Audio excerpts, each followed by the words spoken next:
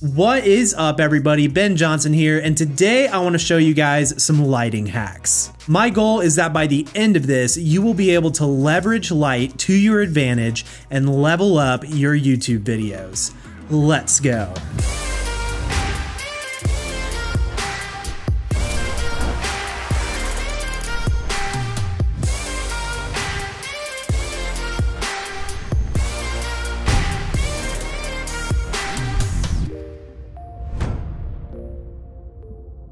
Alright, welcome back to the channel. As mentioned before, today we are talking about lighting hacks that will level up your YouTube videos.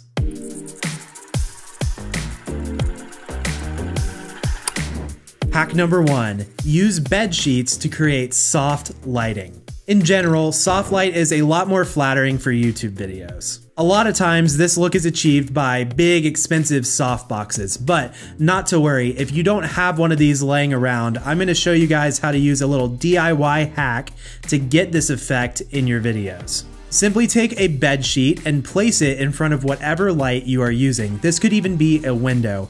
It will instantly create a softbox style effect.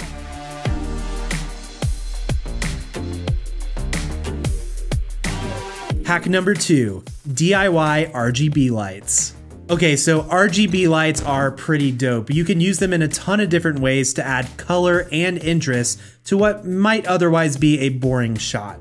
However, RGB lights can be a little pricey, so I want to show you guys a cool little hack that you can do to take any light and turn it RGB. This is a hack that I used before I had RGB lights, and it's just a simple and cost-effective way to get this effect. All you need is some colored transparency paper, also known as colored gels. Go ahead and place this paper in front of your light, and boom, you have an RGB light.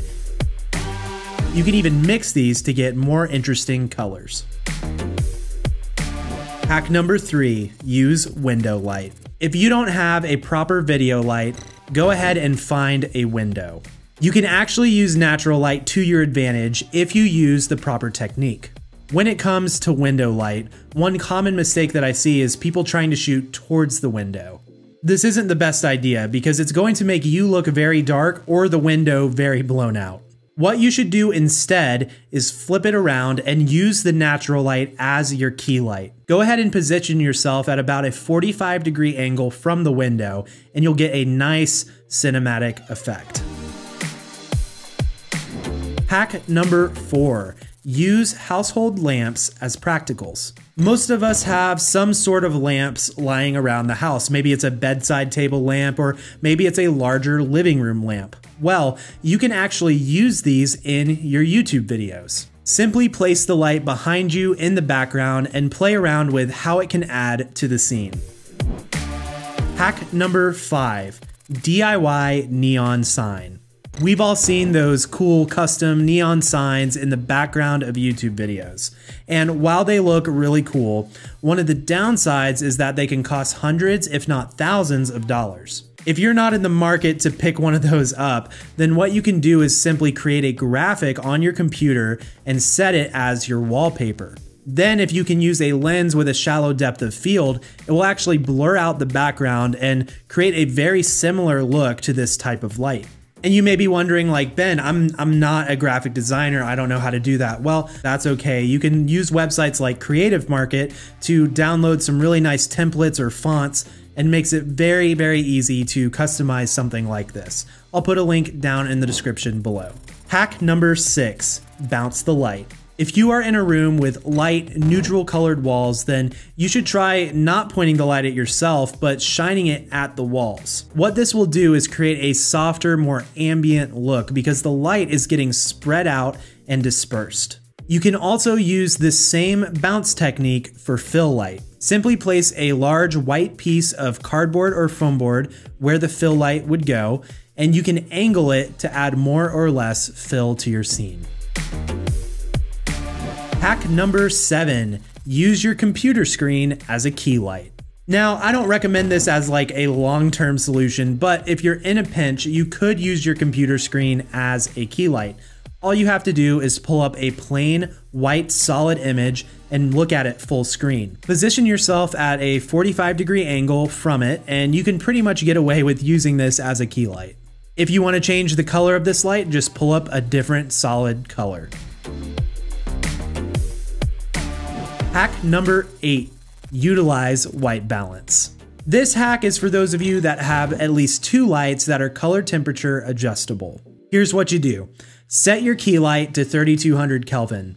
Then set the white balance on your camera to 3200 Kelvin. Next, take the other light and place it behind you, shining on your background. Set this light to 5600 Kelvin. Doing this will shift the color of the background to appear blue.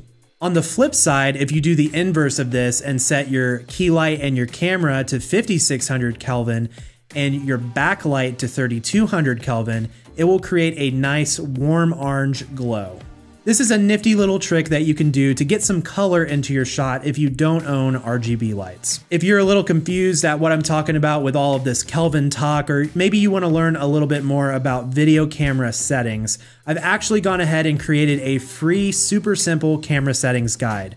By the end of this guide, you'll be able to take your settings from auto to manual. If you want to check it out, I've placed a link down in the description below. Hack number 9, shoot at night. If your shooting space has a lot of windows and natural light coming in, it can be a lot harder to control the light during the day without having expensive blackout blinds. So one quick tip to have full control of the light in your scene is to simply shoot at night. Make sure that you turn off all of the room lights, and then you have a completely blank canvas to start with. This is a great way to be able to see what each light is doing to your scene. Hack number 10, use a flashlight as a rim light. Rim light will separate you from the background. The best type of light to use for this is a harsher, more focused light. This will help isolate your subject from the background without creating unwanted spill in other areas of your image. If you don't own a rim light, then you should try using a standard flashlight because the light is going to be more focused and harsh. Try it out by placing it on something like a bookshelf behind you. Just make sure it's overhead and see what you can get.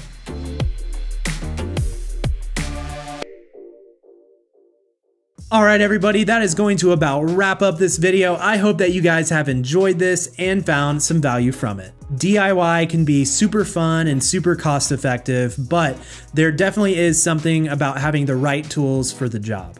If you want to see some of my recommended lighting gear, you'd be surprised there's actually some really good stuff that is pretty affordable. I've placed a ton of links down in the description as a resource for you. Before you guys leave, make sure to like this video, subscribe, turn on notifications, and as always, stay creative. Peace.